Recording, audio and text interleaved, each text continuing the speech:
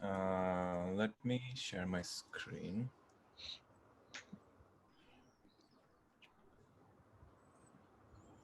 All right, can everyone see my screen? Yeah. Yes. Like, I think you can see yourself now. Yes. Okay, how about now? Can you see the presentation? Okay, cool. So let's start with our first chant. Om Asato Ma Satkamaya Tamaso Ma Jyotirgamaya Mrityorma Amritam Gamaya Om Shanti Shanti Shanti Om. So the reason why we do this chant is to remind ourselves about the purpose of this work. It is to essentially find that divinity within us, which leads us from darkness to light and from death to immortality. Cool. So welcome back. It's been a 2 week, I guess a week's hiatus. And I think we were in chapter 5, verse 9 is where we left off. Oops.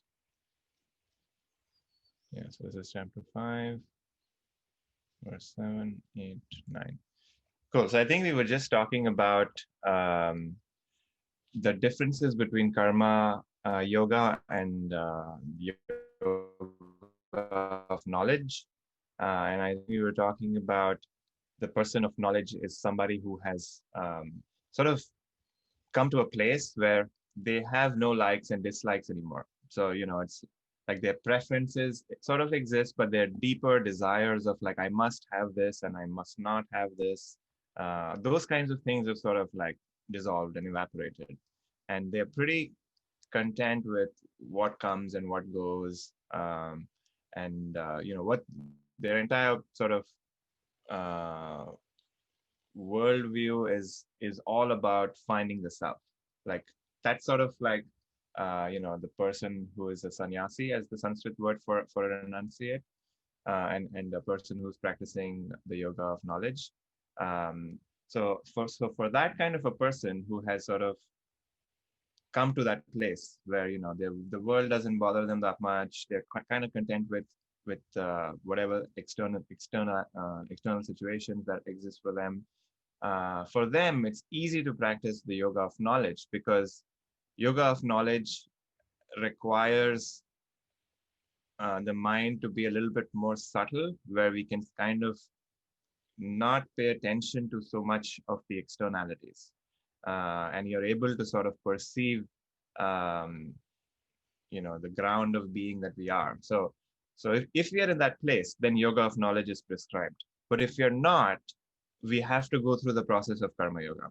And karma yoga is, all that we have done so far, like talking about how to act, how to work with single pointed attention, how to sort of not think about whether this thing is going to give me any benefit or not. Try to like love the work that we do rather than like the outcome of the work. So like those kinds of practices, what they do is they harmonize the mind. They kind of like make your mind ready for the next teaching, which is the yoga of knowledge. Yoga of knowledge is not always necessary. Like I think yes, for a lot of people, karma yoga is enough, and they sort of lead to the same place that yoga of knowledge leads to, and they both sort of end at the same point, which is the doorway of recognizing who we are. Because in the end, what is happening is that we are all trying to have an experience where the volume level of our thoughts is reducing. And if the volume level of the thoughts reduce, naturally, who we really are is going to be revealed. It's not something that we have to do after that. Like the whole process of yoga is just trying to reduce the volume level of the mind. And once that happens, the consequence of that is the who you are is naturally revealed. Like there's no additional effort that needs to be made. It's like um, um, like if you're trying to like find your glasses here, and if you've lost them, all we're trying to do is like we're trying to realize that, oh, they're on my head. And once they're on your head, you just put it back and you see them, right? It's available to you. But until then, you're searching all over. You're searching around, you're searching in your ground floor, like maybe in your kitchen or wherever, right? You're going all these different rooms, not realizing it's always here. But all you had to do was just look, and it's there on your face. So that's kind of the analogy. Um, and so we are sort of going to continue down this idea. I think we were still talking. I think so let's kind of review verses 8. Um, so like, we were talking about how that person of knowledge, who was, I think, who has realized the self, they sort of have renounce this sense of agency. So, how whenever we sort of choose to do something, right? Like, let's say I want to go and be a famous writer, right? Like, and then I'm writing this story, and, while I'm writing the story and while I'm thinking about the contents of the story, I may be having this idea that I am somehow writing this beautiful story, and I will sort of, face the consequences of the story, which may be like people will love it or people may hate it, and somehow I am going to be either famous or I'm going to be dejected if nobody reads my story. Right? All of these things implies that there is an agent here, and the agent is either, if you're identifying with the agent, you would say my limited ego is that agent. So I am the creator of the story, and I am the sort of person who goes to the outcome of whether the story will sell or not. But in reality, what is happening is that the agency is not in the limited ego. Agency is that, there's all these other aspects that are necessary for the story to be created, right? Like you may have had experiences in the past which have led you to have this idea, or like some idea comes in front of you, like some other person has a crazy experience and you're writing about that, right? So there's all these different factors that are involved in creation of the story. But our limited ego kind of thinks that, no, I am the person who did it all, and I am so special, right? And it's natural for us to feel that way because, the senses that we have, the mind that we have is very easy to focus on this limited body. And because of that, we have thoughts like, I am good, I am not good, I am bad, all of those limited thoughts.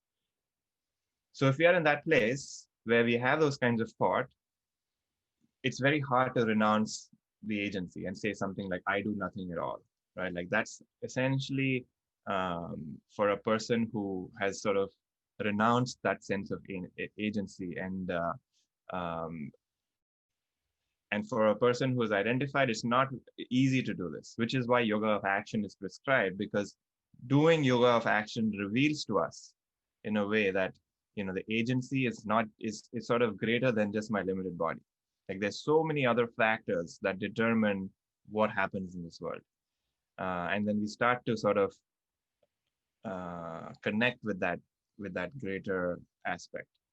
And in those situations, when things work out or when things don't work out, it's much easier to be accepting of whatever happens, because we realize that there's this higher power that is acting, and it's not just my limited ego that's responsible for things.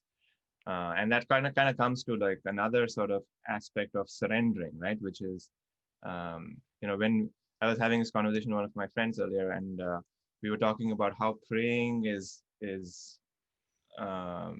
usually when we talk about praying, it's always a transaction, right? Which is like, I have something that I want and I'm asking God for something, right? And then I'm struggling and I'm asking and I'm saying, I want it, I want it, I want it. It may happen, right? And, your life may sort of give you what you want. And what happens is in those moments, we say, oh, it was because of God that I got it or something, right? And in the opposite case, which is when it doesn't happen, we kind of say, no, God doesn't like me, or like, like God is punishing me, all of these ideas that we have. And that is not a useful way to, or not even a useful, I would say, like, that doesn't work, because God, like, there is no God, like, who is like separate and who's there out there and saying this person is good and this person is not good. I will give this person something and I won't give this person something. Like, that's not a thing, right? Like, that's just a made up story. But what we want to start to do is we want to start to surrender, which is like a different kind of a prayer, where we are saying, you know, oh Lord, or like however we think of God, right? Like that, this higher power, I am surrendering to whatever that you have designed for me, or whatever this outcome that is happening. Like, I surrender to your will and I surrender to your way, and I am okay with whatever happens, be it something that I planned or be it something that I didn't plan. And because we surrender, because we know that my intelligence thinks that this is how things should happen, but my intelligence is just a limited intelligence, right? Like, there's such a greater intelligence that's operating this universe, right? Like, there's um, things which are beyond our comprehension. So if we accept that there is this higher intelligence at play and they are responsible for it, then it's easier for us to surrender to whatever happens, and that gives us peace in the end, right? Like, so that's kind of where we want to start to be in, if we are not in a place where we can say something like, I do nothing at all, because um, that is sort of a consequence that happens as we get more and more harmonized and more in sync with this sort of greater power that exists in this universe. Um, any thoughts and questions about this?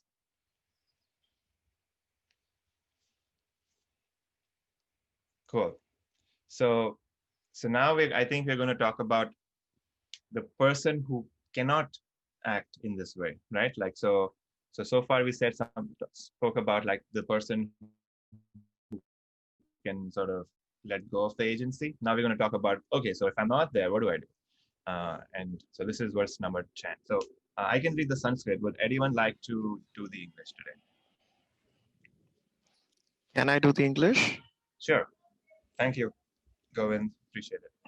All right, so let's do verse 10. ब्रह्मणा धाय कर्माणि संघं त्यक्त्वा करोति यः लिप्यते न स पापेन पदभद्रमिव भास sorry पदभद्रमिवाभसा. It's a tough one. All right, 10. He who does actions, offering them to Brahman, abandoning attachment, is not tainted by sin, just as a lotus leaf remains unaffected by the water on it.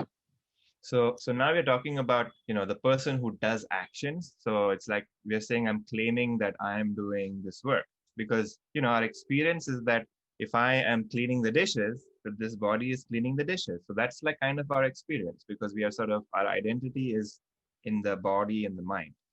And if that is the case, where our identity is attached to this body and mind structure, then the practice that we want to do is offer whatever we do to Brahman. And Brahman here is the word we use to describe the infinite. Um, and it's a symbol, right? In the end, words become like, it doesn't matter what word we use. We can say God, we can say Brahman, but essentially it's a symbol, because the moment we think of Brahman, what it's doing is it's giving us this, it's taking us directly to that place, which is the symbol, the implications of the symbol, or the essence of the symbol, which is uh, this the core of my being. Like, that is, I'm offering it to that, right? Like, all my actions are sort of done to appease this core of my being.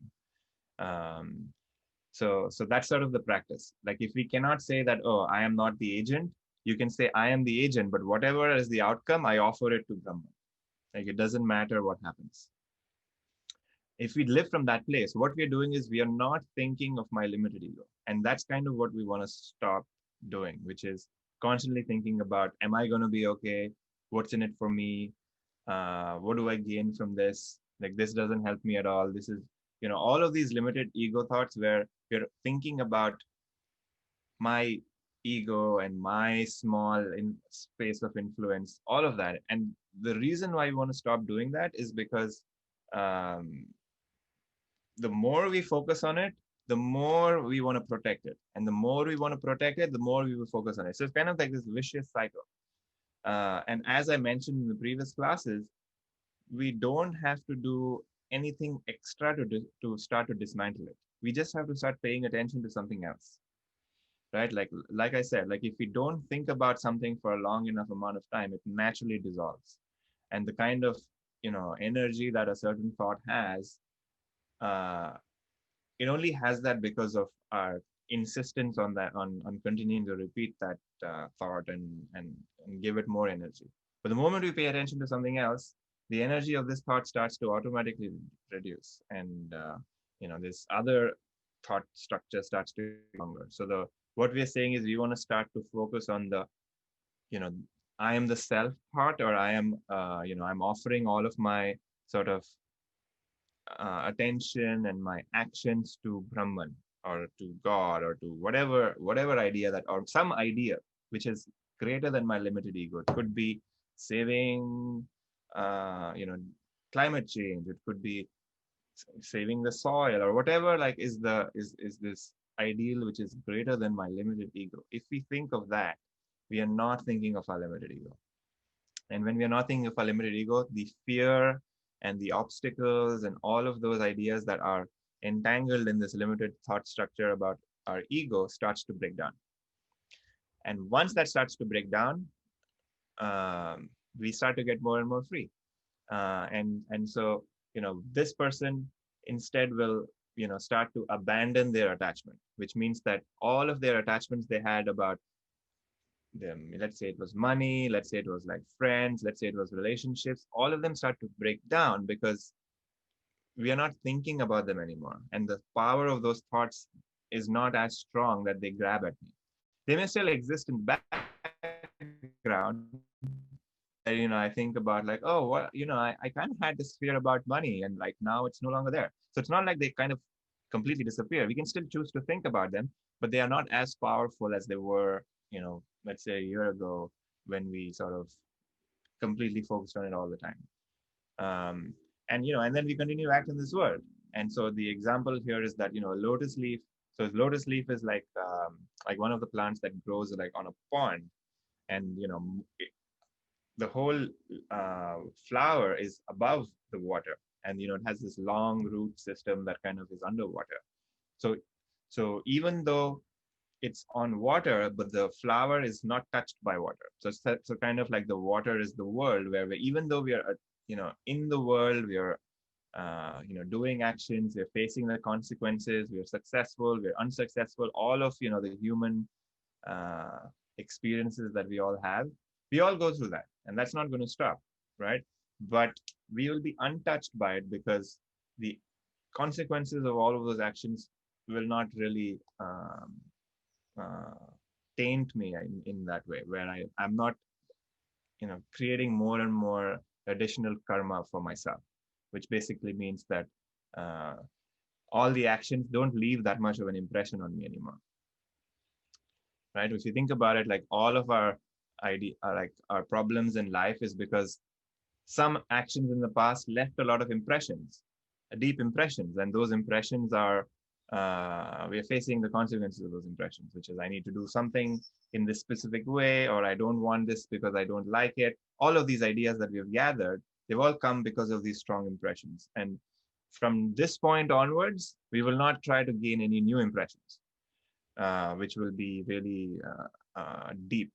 We will just like wear this garment of life lightly and walk around, and yet do all the actions that are necessary, and but be unaffected by it. So that's kind of the idea here. Um, any thoughts or questions?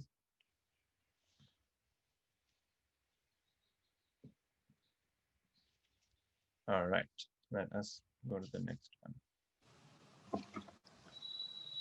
Kayena manasa buddhyaya kevalai indriyai pira yairapi yogina karma kurvanti sanga tyakta Vamashubdhaye.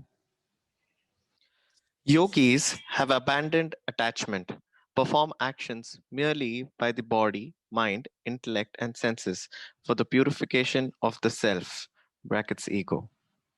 Cool. So yogis here is essentially somebody who is practicing yoga. So all of us are yogis, right? We are no longer just living life from a sense of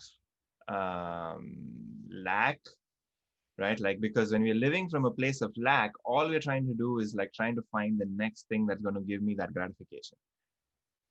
Instead, we are now given this new idea of like, all right, I want to do the same actions, but I'm going to look at it and do it from a different perspective, which is I'm going to focus on the work and not on the outcome. Because most of our lives, we've been thinking about outcomes because that's where the juice is.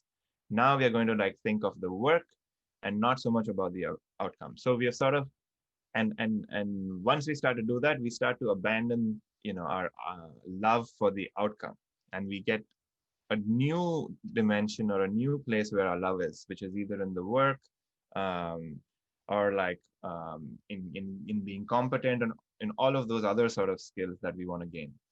Once that happens, our attachment to things starts to reduce, because our attachment is nothing but some idea that this thing is going to give me future happiness. And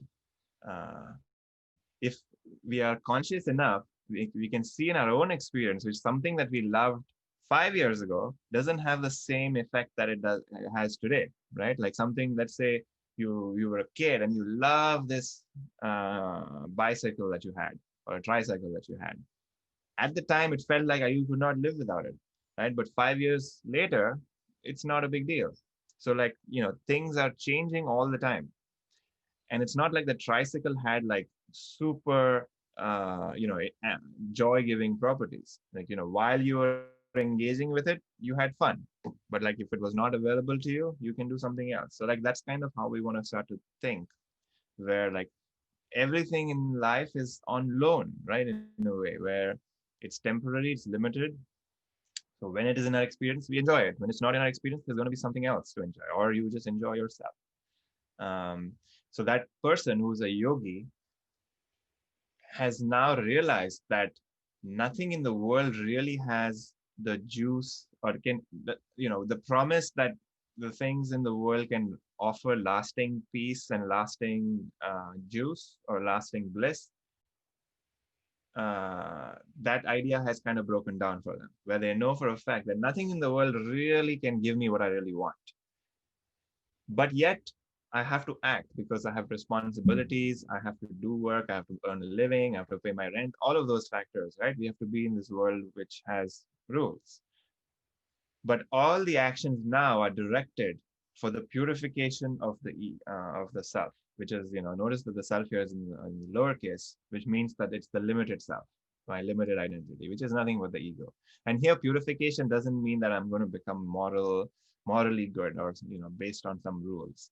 The same idea as we've discussed before. Pure mind is essentially a mind where the volume of thoughts has reduced.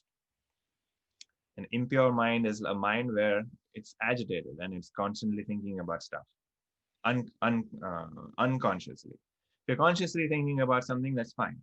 But unconsciously, if your mind is just active for no reason and you cannot control it, that's considered an impure mind.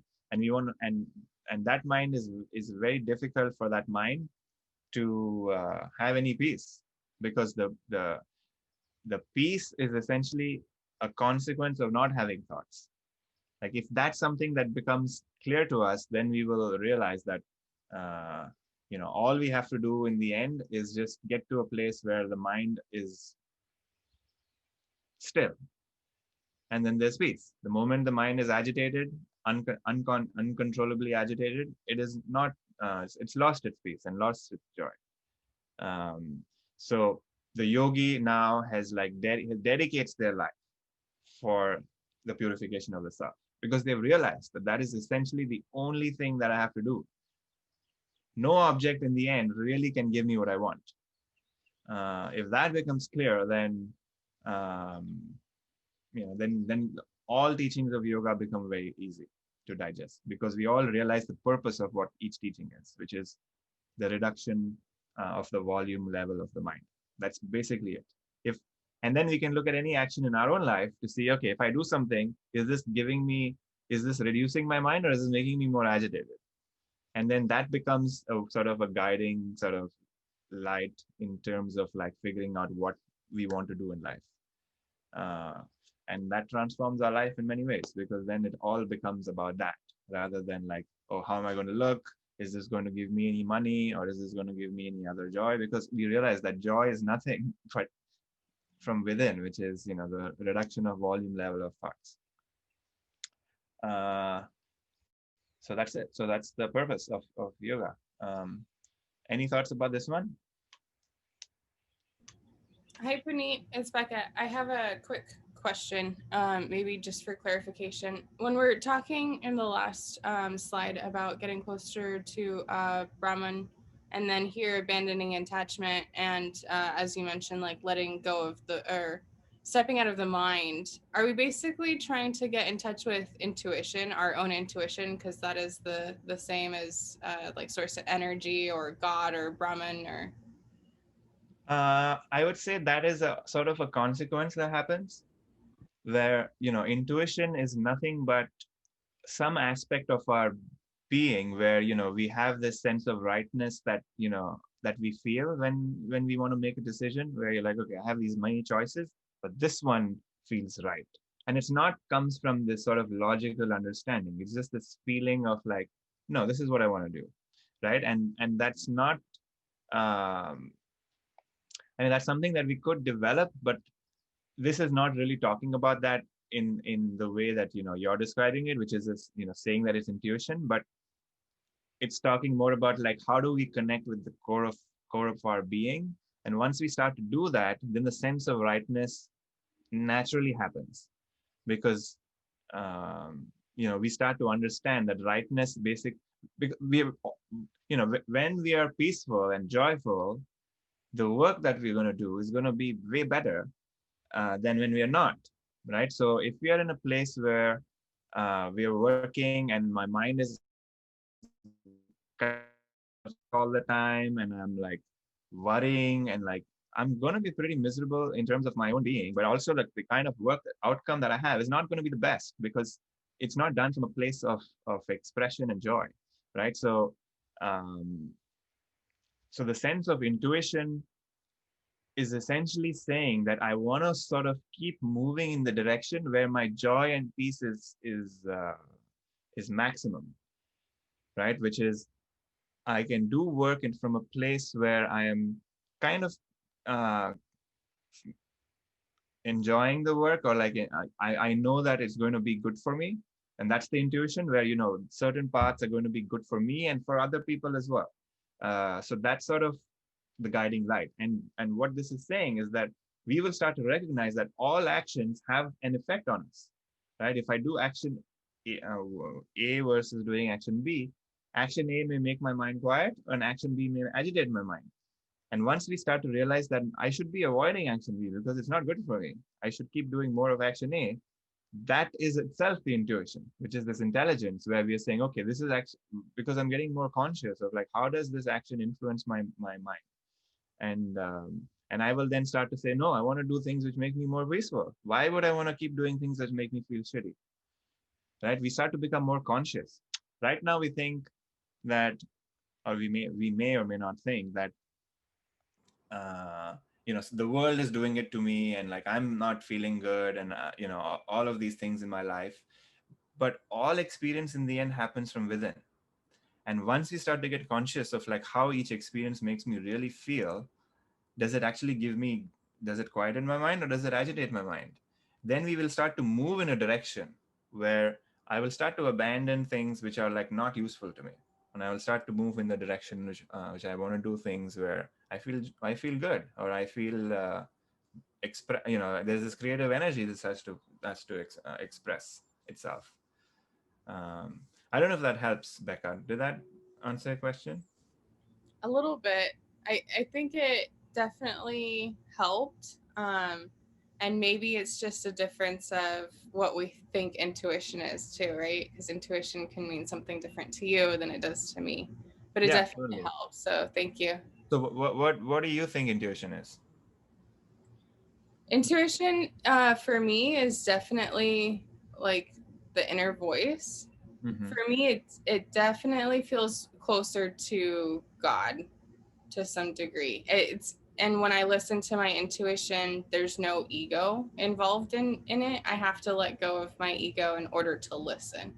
And I Right. know it's guided my path in life to bring me here to a class like this today. So it's been very useful, and I'm glad I listened to it. But sometimes it's not so easy to listen to. Yeah. So I think that we are talking about the same thing. So the moment our limited mind sort of like quietens down, uh, another sort of it's yeah, you can, like, voice is a good word, or like another idea sort of comes up, right? And that idea is much more purer, in the sense that it's not sort of tarnished with our wants and likes and dislikes. It's just something that's just come up, which feels untouched and clean in many ways. And those are the sort of voices and thoughts that we should follow, right? And yeah, thank you. Appreciate you being here too, Becca, and adding all of your thoughts and energy. Uh, Thanks, Puneet. cool. So that I think like, all of that is going to become a consequence as well. Like as we get more and more quieter, the deeper voice and the more like connection to the higher power and higher being is going to naturally increase, because we're no longer listening to our limited mind. Okay, awesome. Any other thoughts?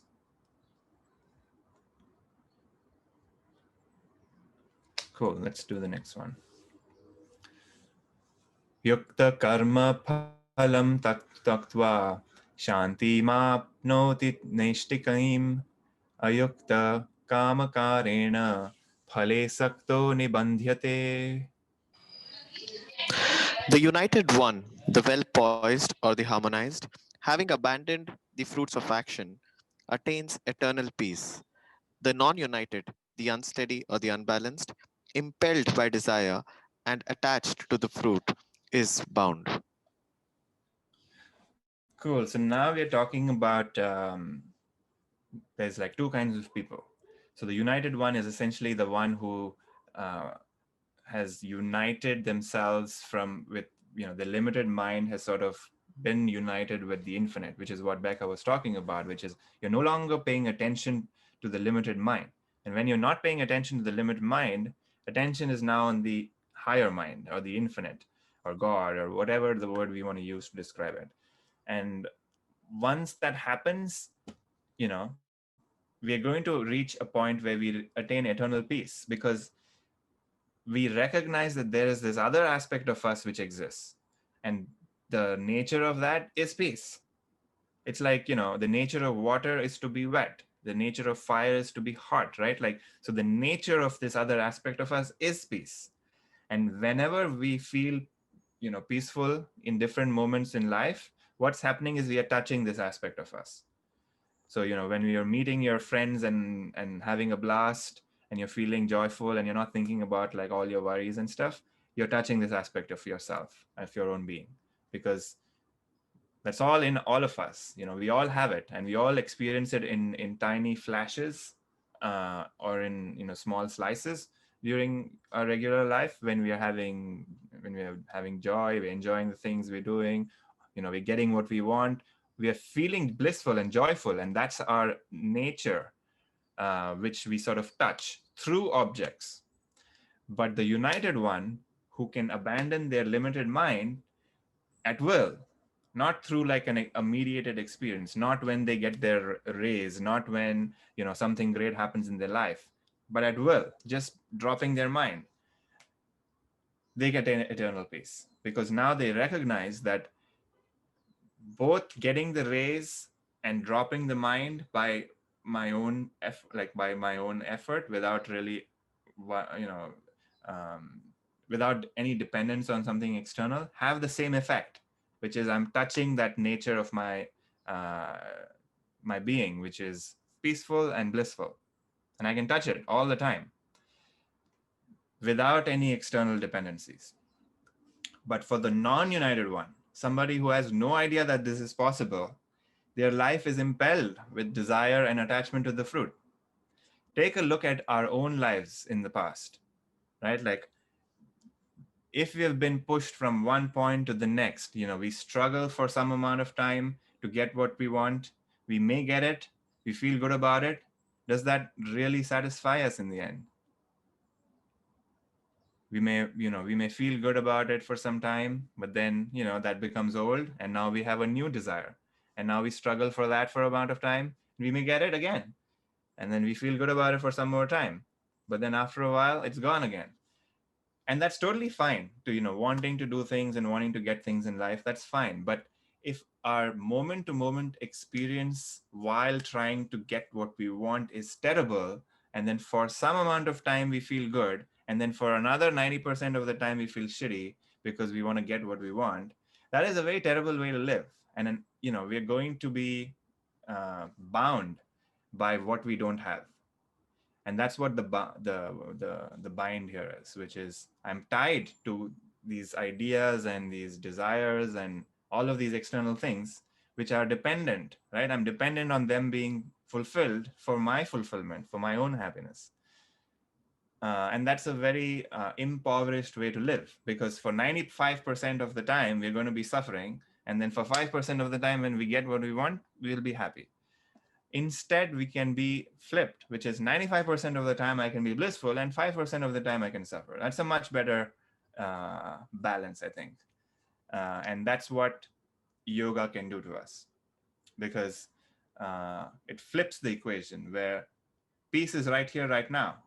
And, the world is going to give me challenges because, the world is complicated. And, but if I am peaceful, and I'm joyful, I can deal with those challenges in a more balanced and effective way. Because whatever the outcome, I know that the peace within me is still available. No matter, even if this action leads to like, I don't get what I want, but at least I have that balance and stability within. So that's kind of the implication of this verse. Any thoughts about this?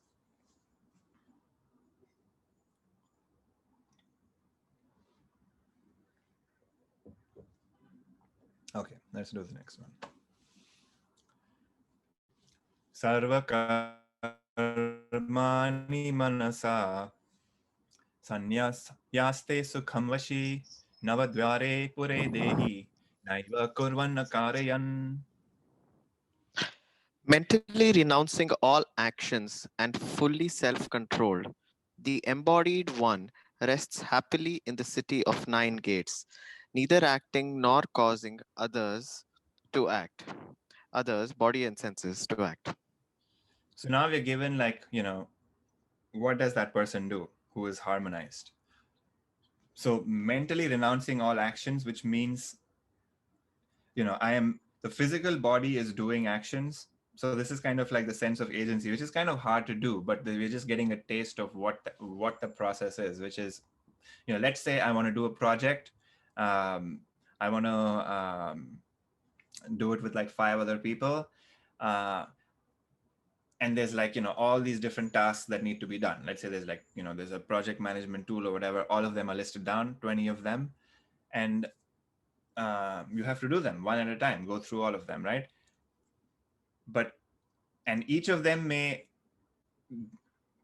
may do them and it may be successfully done, or it may not work. All of those things are somewhere in the future, right? And so when we are doing these actions, we are doing it and focusing on the actions, not worrying about what the outcome of this action is going to be.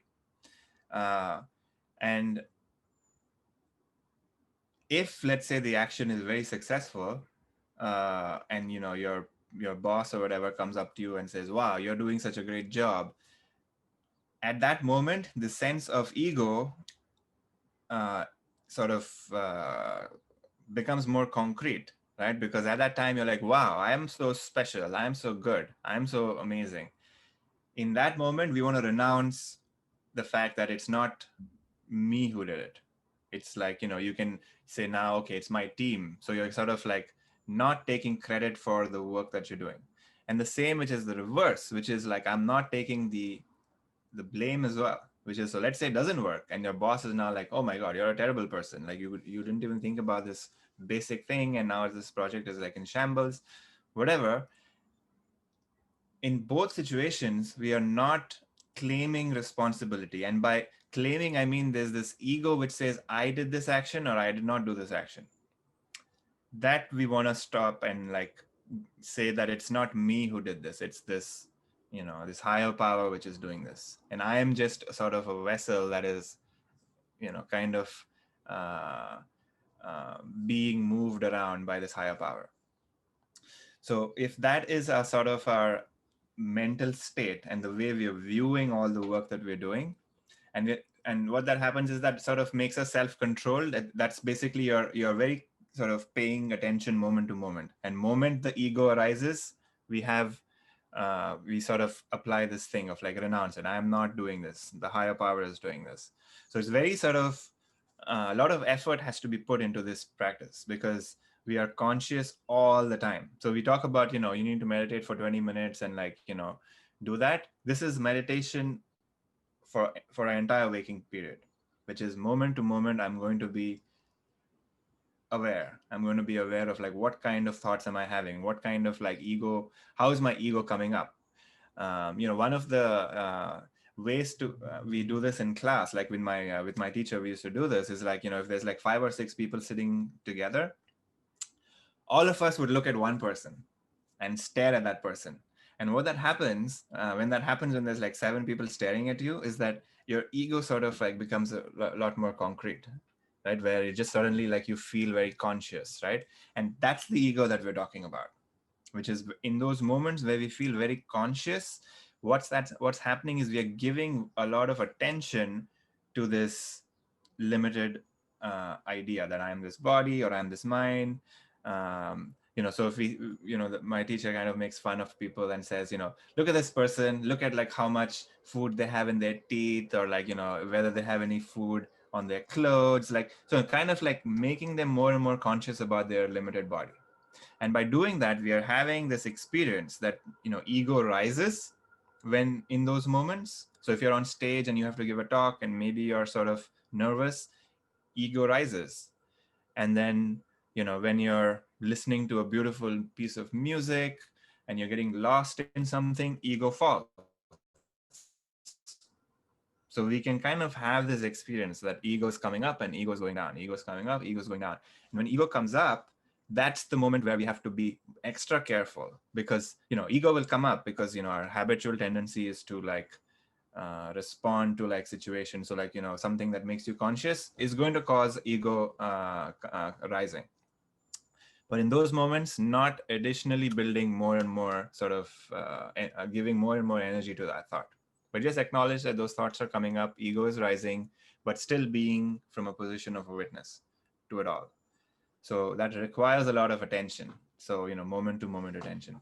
And then because we are living from a place of the witness, the city of 9 gates here is our body.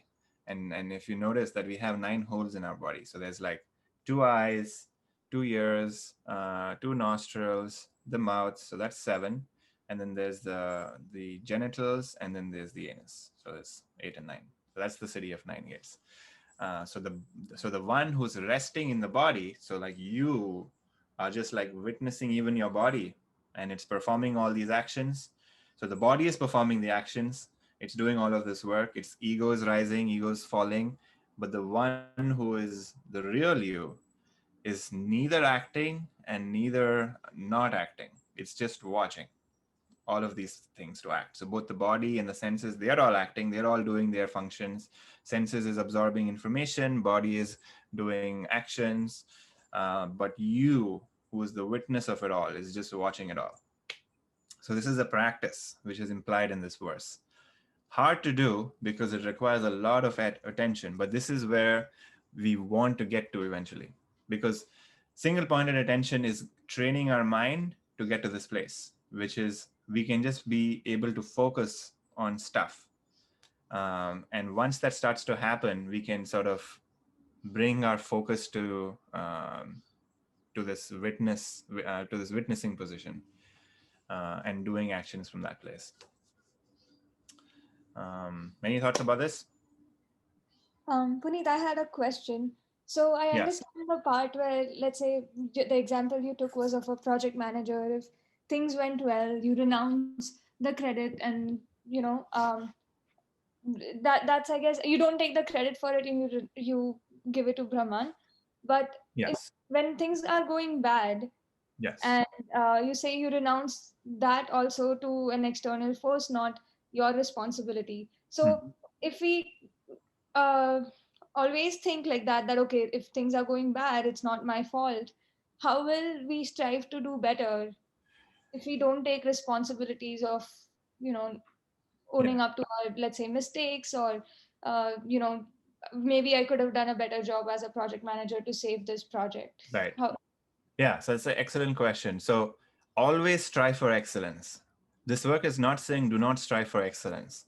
It's only realizing that who is actually the agent, right? If we think that this limited body is the agent, we're going to suffer the um, consequences of thinking that way.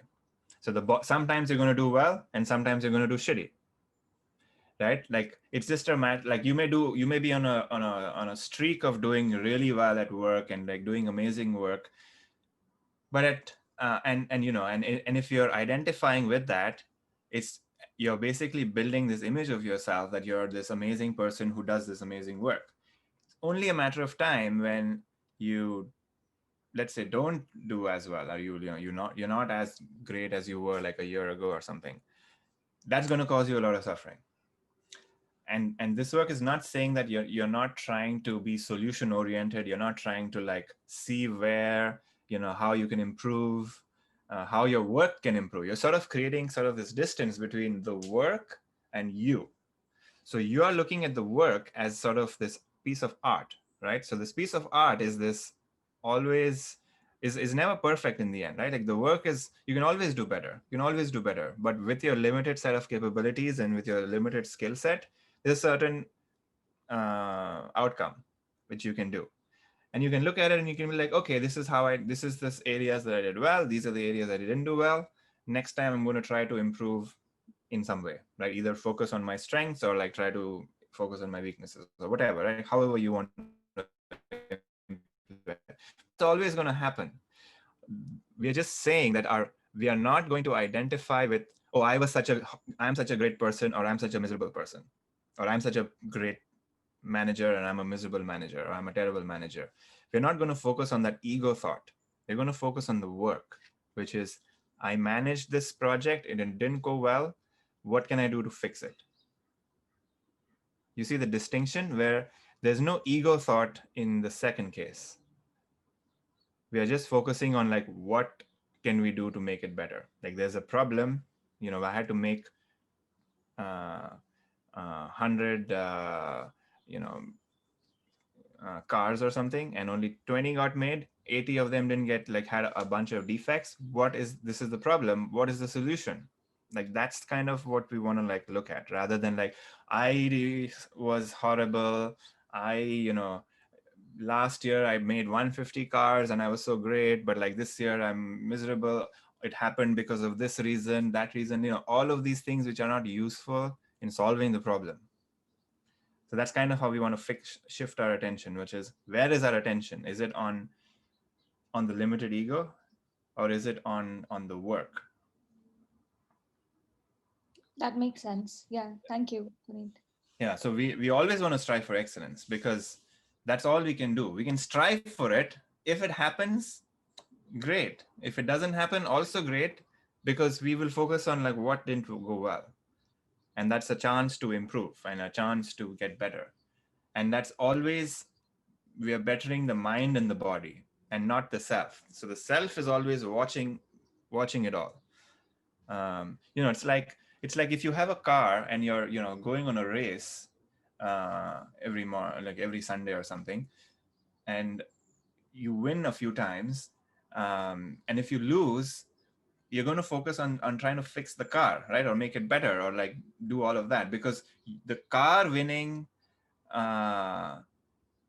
like the identity of like, if people say the car is shitty, you are not affected by it because you know you are not the car, right? The car is something separate from you. But a lot of people have an identity with the car too, and then if somebody insults the car, they feel insulted, which is kind of entangling this sort of sense of identity. So we want to like unentangle the identity and say the car is just the car, and I am separate from it, and I will sort of try to improve it if it calls, if that's needed, and or just use it. So like the function of things become very clear, which is there is a separation of like who I am and what is everything else, and what's my relationship between the two of them. Cool. Any other thoughts or questions? All right, otherwise we can do the next one. 14.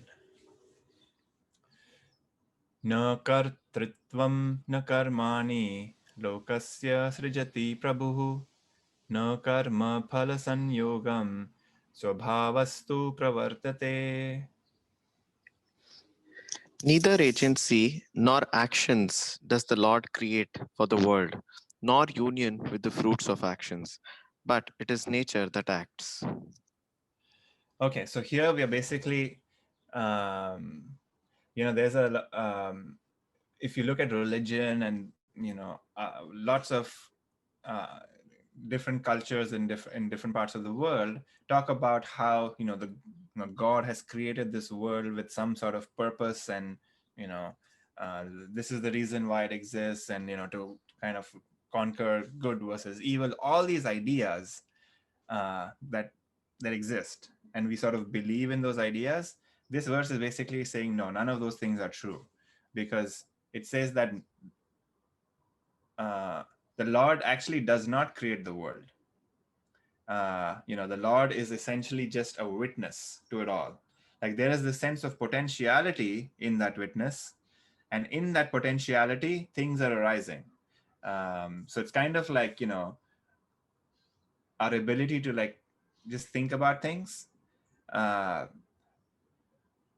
We can kind of say that, I am creating these thoughts, right? Like you can, if you consciously think of a strawberry, you can say, oh, I am creating this strawberry, but that's actually not true, right? We're just like witnessing that it's happening. Like I'm witnessing this thought being created, and it exists for a while, and then it goes back into nothing. So so this world, even though, we experience it, even though it's very diverse, it has the same sort of nature, which is it just arises out of nothingness. It exists for a while and it goes back into nothingness. It just so happens that some things exist for a much longer time, so they just feel a lot more concrete and real than something as temporary as a thought, right? Or a feeling, or a sensation. These are all sort of experiences we have, which are much smaller in the time scale compared to, let's say, a relationship with somebody, right? Or so um, so here we're talking about like, here we're talking about the agency, which is like even the sense of agency. There's no sense of agency at all, even though we experience it, where we think that I am doing this, you know I chose this action, I chose to live in the city, I chose this partner. We all have those experiences, or we have those thoughts. But if you really think about it, all of those are essentially like consequences of, this cause and effect relationship, which is, in the past, some experience led to me wanting to live in the city, like, or I may have gotten a job here, so I moved here or something. Why did I get the job? Because I got educated in that field. Why did I get educated in this field? Because I was born in this family. So everything has a cause and effect relationship. And if you go to like the beginning, there is nothing, right? So that's like, the Big Bang or whatever. Like, but then you can say even before the Big Bang, it's like, what caused the Big Bang, right? So so for anything physical, there has to be a cause and effect relationship. For something which is beyond physical, there is no cause and effect. So we're getting a little bit into like, I guess, woo-woo territory, which is, there is the self, and the self is full of potentiality. And in that sense of potentiality, the self sort of appears as a thought, and it appears as an emotion, and appears as a sensation. And if enough energy is put into something, it becomes a little bit more concrete, and it has a certain nature. Uh, so, actually, let's not go there. But essentially, this is saying that agency and actions, they're both sort of in the realm of the physical and not in the realm of the self. Um, so the body acts, the mind sort of acts, like the mind creates these sort of thoughts. I guess you couldn't even say that, but the mind is essentially nothing but thoughts, and the physical body is nothing but like a sense of actions. They're like, the body sort of is digesting food, body is breathing, all of these things we experience, but they are all in the realm of the body, and they're all in the realm of the mind. But the self is always free from that and is just watching. um, so that's kind of the implications of this verse. um, any thoughts about this?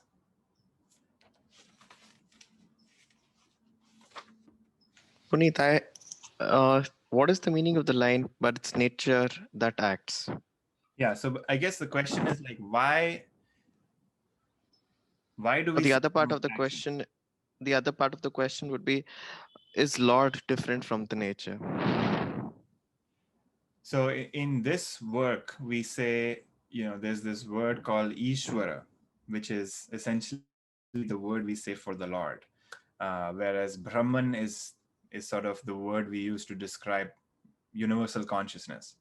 And that is essentially the substance. So universal consciousness is the substance from which all of this sort of arises. So, the universal consciousness that you are, from that, you have an experience of a thought. And in our own experience, that thought is quite real and powerful. Like, I can think of a memory of something from my childhood. I can imagine something from the future. So the effect is the thought, and the cause of that is universal consciousness. So the self in me is the cause. And from that, all of these things arise. So now when we say it is so I guess before I say about the nature that acts, but so I was talking about Ishvara. So just like how we have a limited our own limited mind. So I have my own set of thoughts, I have my own set of memories. All of those things determine the kinds of thoughts that I have, right, for my own self. And the same thing applies to you. You have a limited mind, you have a limited set of memories, and those two things together create like the thoughts that you have. So now there is a universal mind, which is nothing but the word we use to describe that is Ishwar. So Ishwar is the universal mind, and the universal mind is this world, and the universal mind has a universal body as well. So just like how my limited mind has a limited body, which is this physical structure, the universal mind has a universal body, which is this physical universe. You see, like, there's always this sort of microscopic way of looking at things and macroscopic way of looking at things. So microscopically, I have a limited mind, I have a limited body. Macroscopically, this universe has a universal mind and it has a universal body. So the physical body is the physical universe. The mental body of the universe is the set of all the minds of the inhabitants. So of all the human beings, of all the animals, all the thoughts that have happened so far in the past, and all the thoughts that are yet to happen in the future. So that's the universal mind. So if that's the case, my thoughts that I have individually slightly alter the universal mind, right? Because all the thoughts put together create the universal mind, and I am a part of the universal mind. So if I have a thought about planting a tree, and if I put up enough energy to do that, and I create a tree, my sort of individual mind has created an effect and changed a little bit of this universal body a little bit, right? Because this now tree has come up into existence because of my involvement in it. So you see, like we are all acting and influencing this universal world and this universal mind and this universal body as well. So any thought that I have is essentially affecting the universal mind as well, because I am part of the universal mind. But I have my limited mind, which I have sort of access to, but there's also universal mind, right? So like some people who are very powerful can manifest a lot more. So like somebody who has a lot of focus and energy on like creating, let's say planting 1,000,000 trees, and they have that dedication and passion to do that, they will put in that energy, and then their idea of like, oh, I want to plant 1,000,000 trees will become true in the physical world. So that's kind of how, mental ideas and desires have basically manifest in the real world, which is it starts with a thought, and how powerful that thought is and how much energy we put into that thought sort of becomes a little bit more concrete and becomes physically manifested in this world. So by when it says, but it is nature that acts, all of action. So notice that so far I've talked about the mind and I've talked about the body.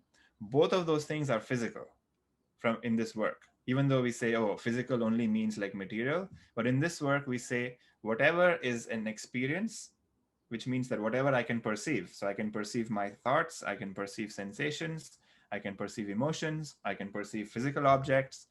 Anything that's perceivable is physical in this world and in this work, and it's part of nature. So it is only the physical that is acting. So my body is acting, my mind is acting, my emotions are acting, my thoughts are acting. So those are the only things which are actually acting. The self is always away from it, witnessing it all. So that's kind of the implication of what that sentence means. And within the realm of the physical, we have the law of cause and effect. So, whatever is happening right now is because of the effects of the past, right? So so everything has a cause and everything has an effect. So whatever we do right now is going to have an effect in the future, and whatever that effect has in the future will have an effect in the future beyond that. So that's very powerful, because what that means is that how I act now is going to determine what the physical is going to be in the future, right? So there's full potentiality in the now to change the physical. But it's only the physical that's changing.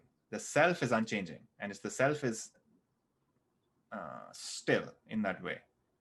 It does not change at all. Does that make sense? Yeah, that's pretty deep. I'll need to digest it. Cool. Yeah, like all of this is like intellectual, I would say intellectually it can give you satisfaction, but it doesn't matter. In the end, if we can sort of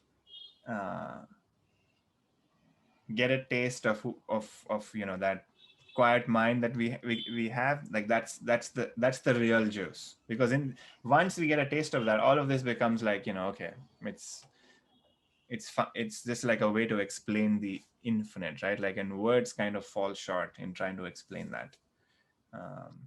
But yeah, I guess you can think about it. Cool. Thank you. All right. Any other thoughts?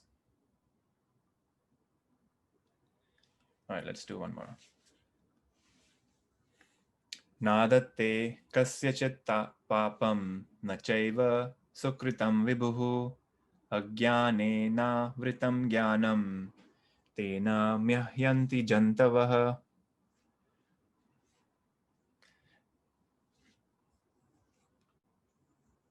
I think you're muted. Sorry. Yeah. The Lord takes neither the demerit nor even the merit of any. Knowledge is enveloped by ignorance. Thereby, beings are deluded. Cool. So here we are actually given the idea that, the Lord, which is the self, I guess. So whenever there's something in the capital letter, that usually is sort of a representation of the self. So, you know, you can say God, you can say Brahman, you can say Lord, but that thing does not care about whether somebody has done good things or whether somebody has done bad things. You know how like we have these like moral teachings in every religion, like you must be good and then Lord will be good, like God will be good to you. And if you're bad, Lord will be terrible to you. All those things are actually not true. It's like just some fancy stories that we tell people just so that they behave in a certain way, or we want to control them in a certain way. Because um, you know, like the idea that, you know, the self is untouched. There is some part of you which is always illumining whatever is being perceived. So if I am being a terrible person, the same self is illumining being terrible. If I'm being, you know, really doing like nice work or like helping people, that is also the same self revealing all of that. So the self is like a bulb, right, which is just illumining whatever is shining, whatever is in its path. So uh, it doesn't matter if it is a good thing or a bad thing, the self is shining no matter what it is. The reason why it is not perceivable is because it's in ignorance, which means that I'm not able to see that I am this light or I am this bulb, which is shining light on everything. I think that I am whatever is being illumined in the light. So, you know, an example is like so somebody who let's say you know, there's like lives in like I don't know, like London or Seattle or something where it's very cloudy all the time. Let's say for a full year it's been cloudy, right? Like there's no sun that ever came out. So the sun is behind the clouds, right? But let's say for somebody who was born since, you know, the sun never came out, now looks at the sky and says, no, there's no sun, right? There's only clouds. I've never seen the sun. That's not true, because, you know, the clouds is all there is. I've never seen that the clouds have parted and the sun is behind it. To that person, that may be a true experience, because they have never seen the sun in its glory, where you can, like, you know, without the clouds parted, and you can say, yes, see, that is the sun. Not even realizing that the reason why they can see the clouds in the first place is because of the sun, right? Like if there was no sun, like you couldn't even see the clouds. Like the clouds are illumined by the sun.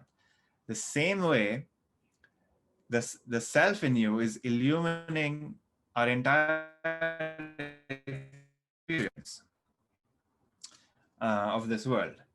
And the reason why we cannot see the self is because there's a bunch of clouds in front of us. And even those clouds that we are seeing is because of the self. So like all the thoughts that we have, all the attention that we give to the thoughts, you know, all of our desires, all of those things that sort of grabs our attention. That's where we keep seeing. We keep looking at, you know, the desires, we keep looking at the things that we don't have, or the things that we want. All of those things is where our attention goes. Not realizing that the reason why we even see them is because there is something that is shining that is able to like illuminate, right? Just like the sun shines, and because of the light of the sun, you can see a bunch of stuff. Same way, there is a light within us which is shining, and it's revealing all of this that we are seeing. And the cause of that is that there's, you know, and that is sort of the cause, which is you know, we cannot see it, and our attention is always on these thoughts and desires that we have, and that is the ignorance. Because we think that we need to satisfy all these desires, and our entire energy and attention and our whole life goes on trying to satisfy these desires, not realizing that there is something beyond all of that, which is shining light. And it's always shining light, no matter what. If it's a great day for you, shining light that it's a great day. If it's a shitty day for you, it's shining light that it's a shitty day for you. It doesn't care. And the only cure to that is knowledge. Because if I don't know something, I can only know it once I experience it.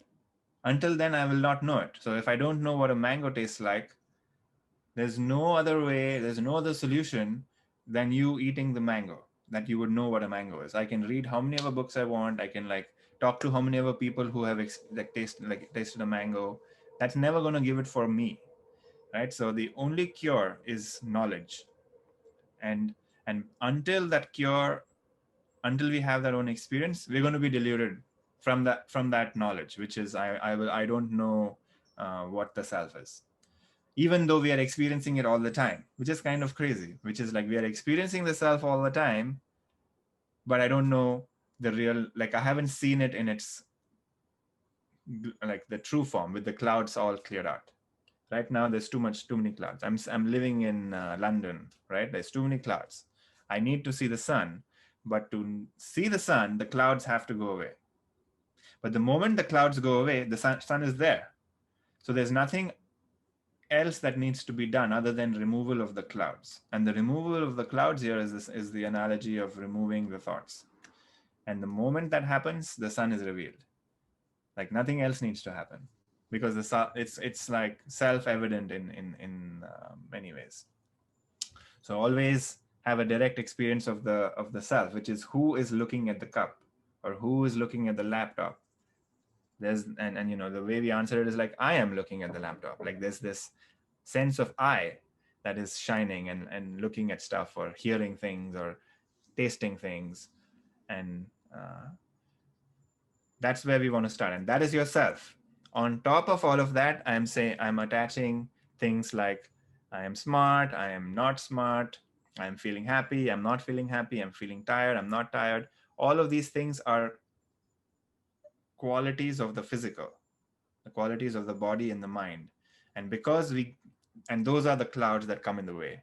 And because those come in the way, I think I am the clouds rather than I am the sun. And that's the only thing we need to get rid of. And that's the delusion, where we think we are the clouds, because we're entangled with what is being reported. All right, so I think this is a good place to stop. Any thoughts or questions? We have, I think, another like 15 more to go. So I know that this is the 11th week, and I was originally planning for 12, but I think we may need another week to finish this. But any thoughts or questions about this? Oh, there's some nice birds outside.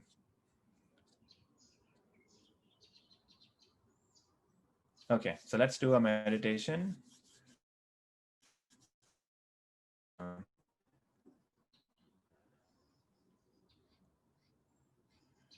Cool.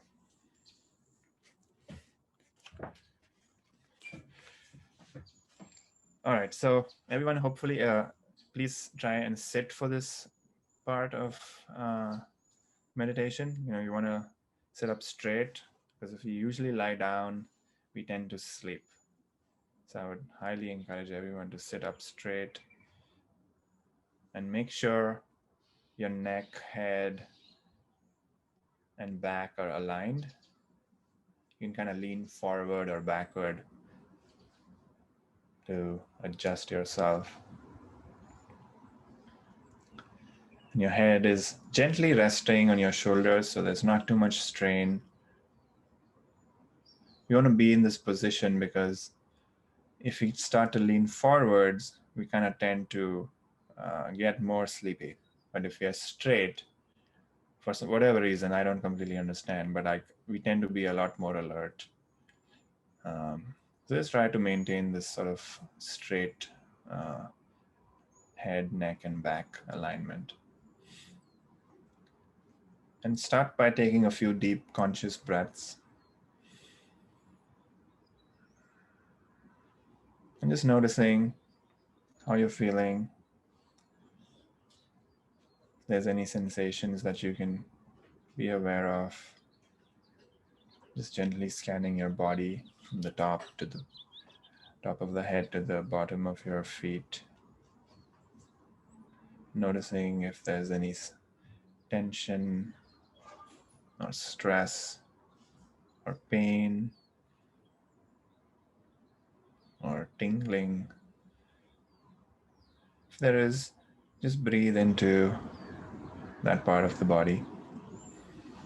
And on the exhale, just imagine all of it releasing.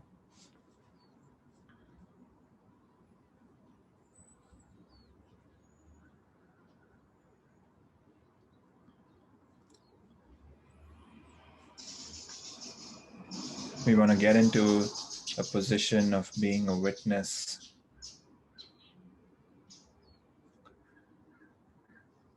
Witness to our thoughts, witness to our bodies, witness to our breaths. And just by paying attention to the breath, we automatically get into that position. And we actually realize that we are the witness. We always are the witness. We just don't notice it enough.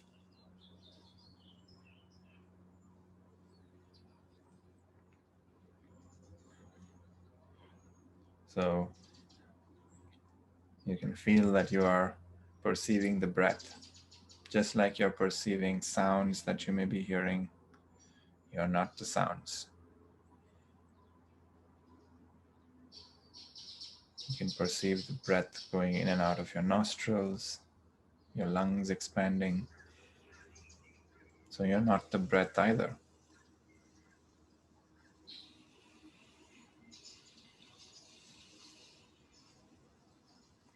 You can get one level closer. You can feel sensations in your body.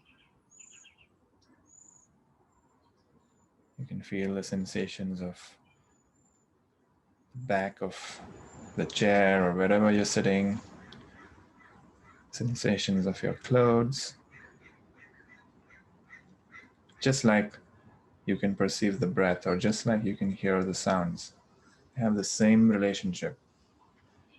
You perceive whatever that is being perceived in the body. So even the body is an experience. Only difference is that you have a body, or you're aware of the body a lot more or a lot longer than you're aware of sounds that you're perceiving or sights that you're perceiving.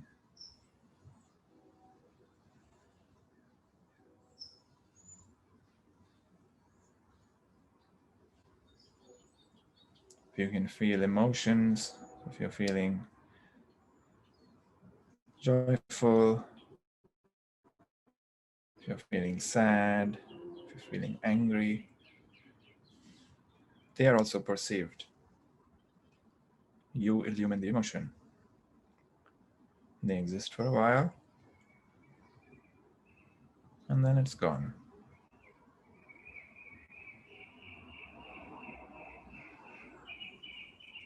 So you're not the emotions either. Certainly in experience.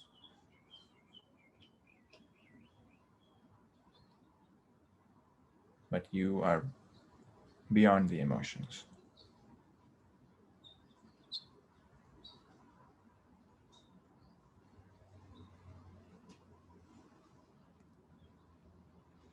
Thoughts are coming up, thinking about what you want to eat, thinking about what you did last night. You're thinking about what you have to do next week. But they are also perceived in the same way. Just so happens thoughts are a little bit closer to us than some external sound, or at least it feels that way. But they have the same relationship. I am perceiving the thoughts.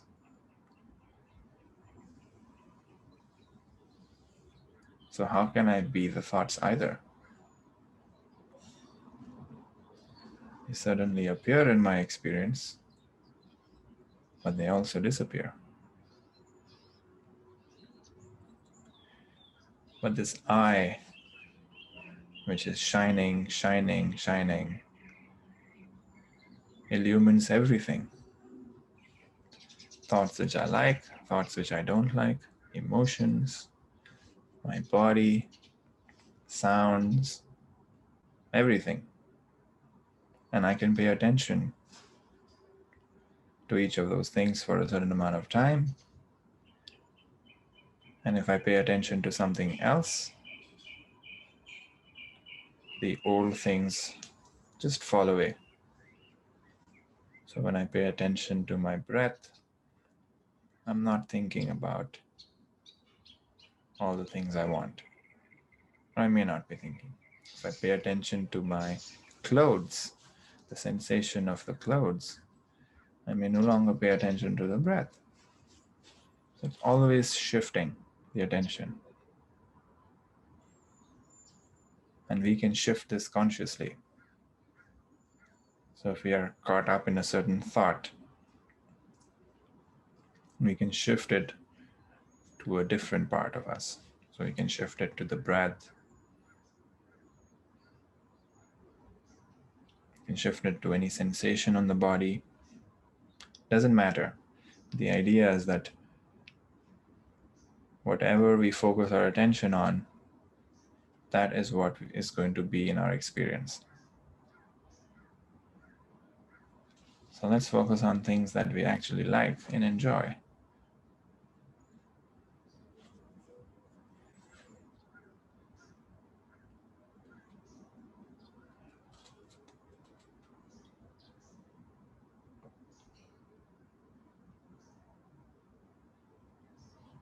So if thoughts are coming up, acknowledge they're coming up, but bring your attention back to the breath.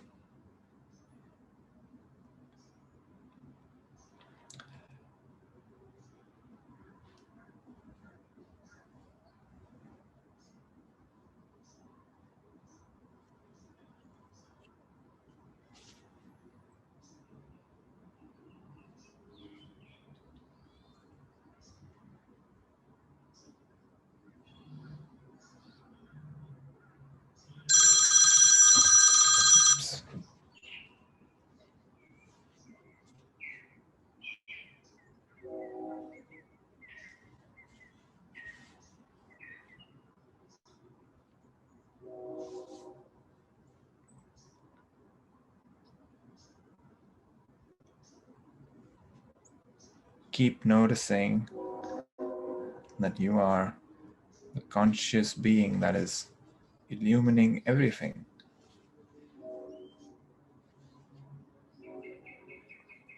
And whatever is illumined cannot be you, even though it may seem that it is.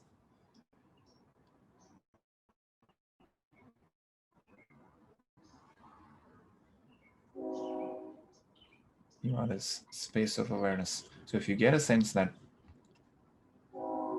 you are like an open sky, open space of consciousness in which thoughts are revealed, sensations are appearing, sounds are appearing, that context, that space, that is the self.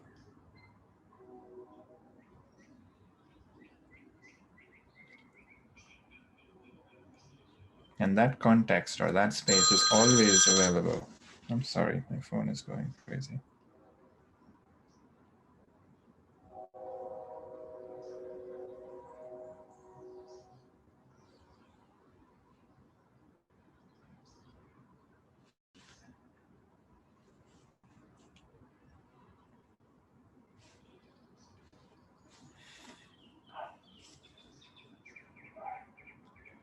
So keep turning your attention to that source.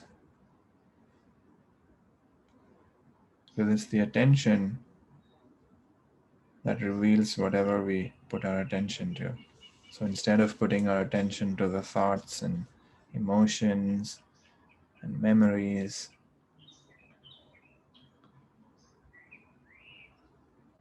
pay attention to the context in which it's all happening.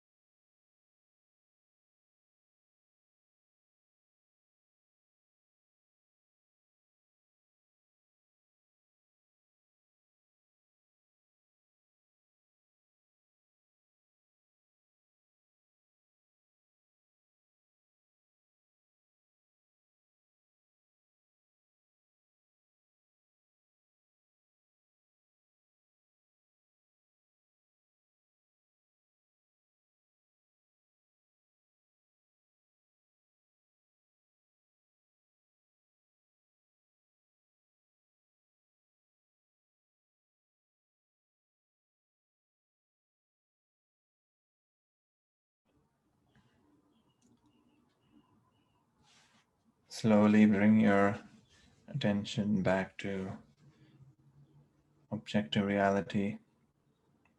Listen to sounds. And whenever you're ready, you may open your eyes.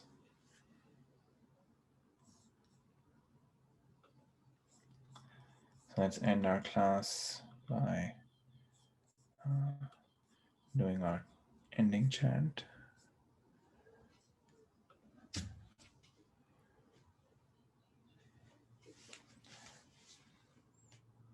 So if you want to join, you feel free to do that or just listen as well. Yogarato va, bhogarato va, yogarato va, bhogarato va, sangarato va, sangavihina, sangarato va, sangavihina, yasya brahmane ramate citta, yasya brahmane ramate citta, nandati nandati nandatyeva, nandati nandati nandatyeva, nandati nandati nandatyeva.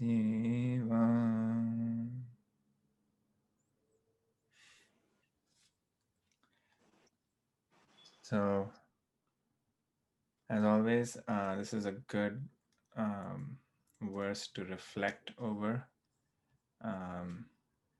Our entire purpose of yoga is to realize the self. And the reason why we want to do that is because once we have access to that self, we can revel in solitude, we can revel in company, and really it just frees us from any sort of existential fears. And only that person can really enjoy who's truly free of fear. So I hope this is a reality for all of us and a possibility, and we strive to get there. So thank you all for hanging out and making this such a awesome experience for all of us. So thank you. I'm happy to hang around and answer any questions or anything, but that's the end of today. Thanks, Puneet. Thanks, Govind. Thank you for reading. Appreciate it. Thanks, Puneet. Thank you. Thanks, Puneet. Thank you. Thanks, Puneet. Thanks. Thank you all. Hey, Puneet.